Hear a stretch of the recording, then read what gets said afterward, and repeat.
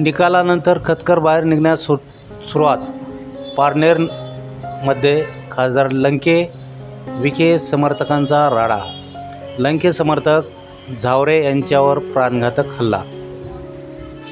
अहमदनगर लोकसभा मतदारसंघात खासदार निलेश लंके आणि डॉक्टर सुजय विखे यांच्या चुरशीची लढत झाली.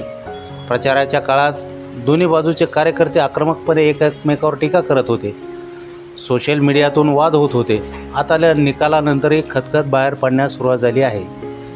पारनेर तालुक्यातील गुरुवारी दुपारी 2 ठिकाणी लंके आणि विखे समर्थकांमध्ये राडा झाला. पारनेर बसस्थानकाजवळ खासदार लंके यांचे समर्थक ॲडव्होकेट राहुल बबन झावरे यांच्यावर प्राणघातक हल्ला झाला. हल्लेखोराने त्यांच्या वाहनाची तोडफोड केली.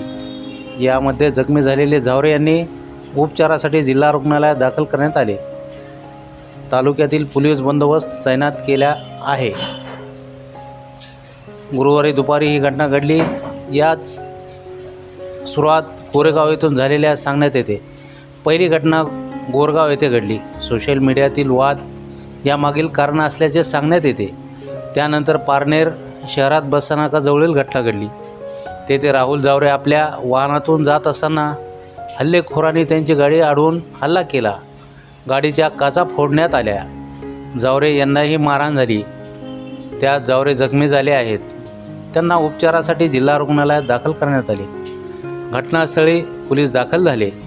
घटनेची नेमकी माहिती घेण्यात येत आहे. त्याचा अधिक तपशील अद्याप समजू शकलेला नाही. झावरे यांच्यावर झालेल्या हल्ल्याचा खासदार लंके समर्थकांनी निषेध केला आहे.